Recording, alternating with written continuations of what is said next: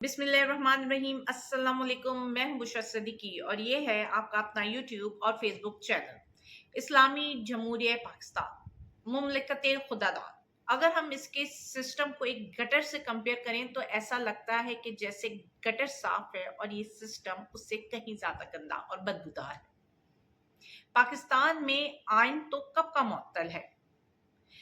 1947 में पाकिस्तान बना और उसके 9 साल बाद हमें एक आइन मिलता है जिसको ठीक 2 साल बाद सिकंदर मिर्जा रद्दी की टोकरी में डाल देता है और आज तक वो आइन उसी रद्दी की टोकरी में पड़ा हुआ है।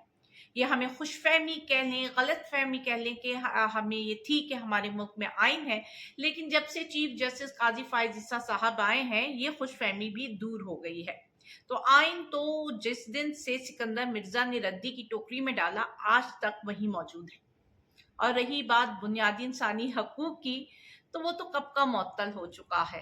यहाँ पे पाकिस्तान में सिर्फ एक कानून है और वो है जंगल का कानून, जिसकी लाठी उसकी भैंस। और हम अवाम जो अपने आप को अवाम कहते हैं, जमहूर समझते हैं, असल में ना हम अवाम हैं ना हम कोई जमहूर हैं, हम तो भेड़ बकरियां हैं जिनको वो अपनी लाठी की मदद से हाँक रहे हैं। और अगर कभी कभार गलती करके हम भेड़ बकरियों में से किसी भेड़ बकरी को ये ख्याल आ जाए कि नहीं यार, मैं तो इंसान हूं, मेरा अपना एक नजरिया है, मेरी अपनी एक सोच है, तो उस भेड़ बकरी को सबके सामने जबह कर दिया जाता है, कुर्बान कर दिया जाता है, ताकि बाकी भेड़ बकरियां सबक लें और अपनी सोचों पे और अपने मुंह पे पहरा लगा लें। अगर उनमें से कोई भी भेड़ बकरी ऐसी कोशिश करती है तो ये डंडे वाले कभी उसको गायब कर देते हैं, कभी उसको जबह कर देते हैं। क्योंकि बोलना तो मना है, सोचना तो मना है, कहना तो मना है। अगर आप बोलोगे, उन पर तनकीद करोगे तो शहरियार बुखारी के भाई की तरह उठा लिए जाओगे, ज्यादा बोलोगे तो अजहर मशवानी के भाइयों की तरह गायब कर दिए जाओगे। और अगर तुम्हें बार बार रोकने टोकने के बावजूद, तुम पर जुल्म करने के बावजूद भी अगर तुमने बोलना बंद ना किया तो शहबाज गिल के भाई की तरह गायब कर दिए जाओगे। अगर तुम बोलते रहोगे तो तुम्हें सनम जावेद की तरह वो जेलों जेल फिरवाते रहेंगे। आलिया हमजा की तरह रातों को उसके घर में रेड करके उसकी जवान बच्चों से मोबाइल छीनते रहेंगे। इसलिए बोलना तो मना है। इन भेड़ बकरियों में जिंदा रहने की जमानत यह है कि आप खामोश रहें। जिस दिन आप बोले जाएंगे उस दिन आप गायब कर दिए जाएंगे। अब इनको गायब कौन कर रहा है? कौन नामालूम अगवाकार हैं जो ये हरकतें करते हैं? ये जो भी है, उनको इस मुल्क की आला अदलिया के जज से लेकर इस मुल्क में एक रेडी में काम करने वाला शख्स भी जानता है, लेकिन उनका नाम नहीं लेगा। क्यों? क्योंकि उन लोगों के भी रिश्तेदार हैं, भाई बहन मौजूद हैं और ये सब भी डरते हैं। अहमद फराद जो कि गायब हो जाता है और फिर अचानक पता चलता है कि जी वो तो आज़ाद कश्मीर की जेल में मौजूद है, और जब उनसे कहा जाता है उनको प्रोड्यूस किया जाए तो अटॉर्नी जनरल साहब कहते हैं जी आज़ाद कश्मीर तो फॉरेन टेरिटरी है, वहां से तो नहीं पेश किया जा सकता है। लेकिन फॉरेन टेरिटरी वाले पाकिस्तान के वफाक में कैपिटल में आकर इस्लामाबाद से बंदा उठाकर ले जा सकते हैं, लेकिन हम फॉरेन टेरिटरी आज़ाद कश्मीर से अपना बंदा लेकर नहीं आ सकते हैं। और इस पर आज जी जस्टिस मोहसिन अख्तर कियानी ने इस्तदा की है आमिर फारूकी साहब से कि लार्जर बेंच बनाया जाए। अब आमिर फारूकी साहब वो हैं जिन्होंने खुद जो 6 जजेस उनके बोलते रहे कि हमको प्रेशराइज किया जा रहा है, हमारे फैसलों में इन्फ्लुएंस डालने की कोशिश की जा रही है, उस पर वो चुप की तस्वीर बने रहे, उन्होंने कोई एक्शन नहीं लिया, तो वो इस पर एक्शन लेंगे। जस्टिस मोहसिन अख्तर कियानी 18वें ग्रेड के सेक्टर कमांडर को बुलाते रहे, लेकिन सेक्टर कमांडर पेश नहीं हुआ, तो आपको लगता है कि 20वें ग्रेड का कोई ऑफिसर पेश होगा? आप ये समझ लीजिए कि उस 18वें ग्रेड की कितनी ताकत है जो कि अदलिया के सामने, एक जस्टिस के सामने पेश नहीं हो रहा, बार बार बुलाने पर भी।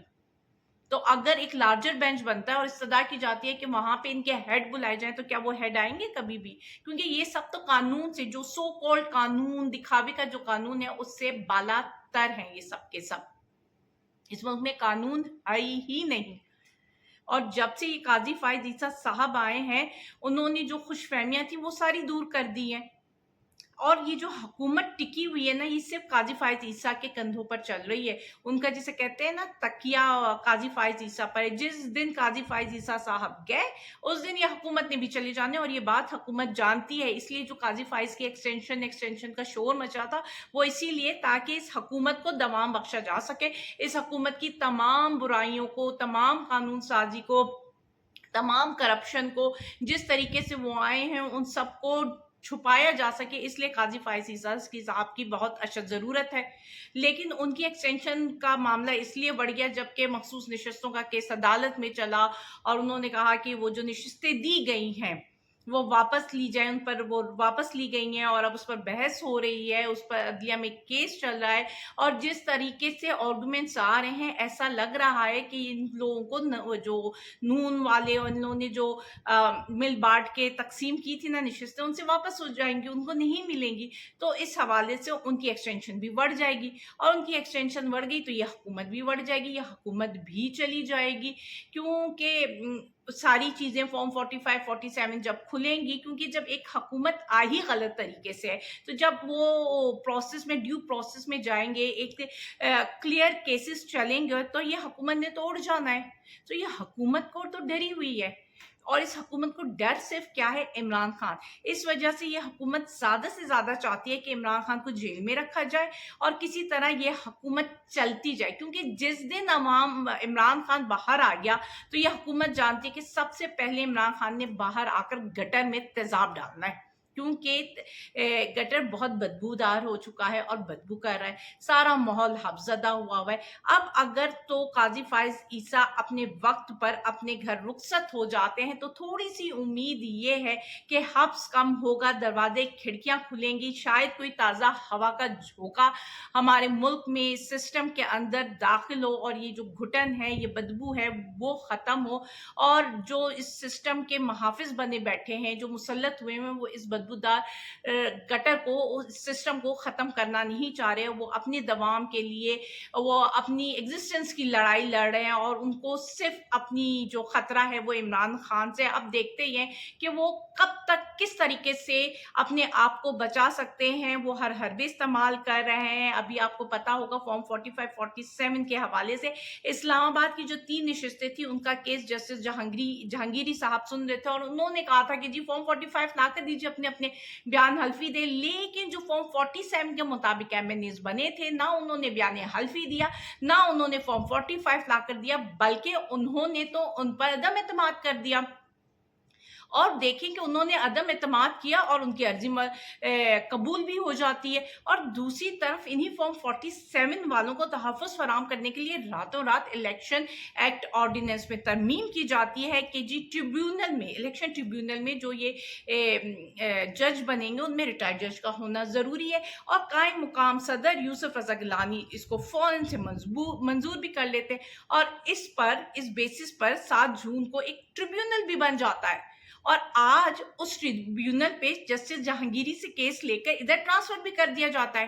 لیکن کیا آپ میں سے کسی کو کانو کان خبر ہوئی اس ٹریبیونل کی تشکیل کی؟ کسی نے کوئی نوٹیفیکیشن دیکھا کہ کون سا جج مقرر کیا گیا ہے اس ٹریبیونل میں؟ تو میں آپ کو بتاتی چلوں کہ اس ٹریبیونل میں جو جج مقرر کیے گئے ہیں وہ ہیں شوکت پراچا. شوکت پراچا جی لاہور ہائی کورٹ کے جج تھے جنہوں نے 3 نومبر کو PCO کے تحت حلف لیا تھا. اور شوکت پراچا وہی جج ہیں جن کے خلاف سپریم جوڈیشل کونسل میں ریفرنس دائر ہوئی تھی، اور وہ بھی کرپشن کے حوالے سے. اور ان کو 2 آپشنز دی گئی تھی کہ یا تو وہ استعفیٰ دے دیجئے یا پھر انکوائری فیس کیجئے. اور ان شوکت پراچا صاحب نے استعفیٰ دینا بہتر سمجھا، کیونکہ وہ جانتے تھے کہ اگر انکوائری ہوئی تو وہ بڑھ جائیں گے، اس لیے انہوں نے استعفیٰ دے دیا. اور یہ وہی شوکت پراچا ہے جو کہ ارشد شریف کے کیس میں کی انکوائری میں سربراہ بنے تھے، اور ارشد شریف کی والدہ نے ان پر اعتراضات لگائے تھے تو ان کو اس انکوائری کمیٹی سے علیحدہ ہونا پڑا تھا. اور آج یہ شوکت پراچا اس الیکشن ٹریبیونل کے جج مقرر کر دیے گئے ہیں. تو آپ سمجھ سکتے ہیں کہ کس طریقے کا انصاف ہوگا، کس طرح کے فیصلے ہوں گے. مجھے یاد آتا ہے کہ پرویز مشرف نے جاتے جاتے اپنی آخری تقریر میں آخر میں ایک بات کہی تھی، اور وہ تھی پاکستان کا اللہ ہی حافظ. مجھے اجازت دیجیے، اللہ حافظ.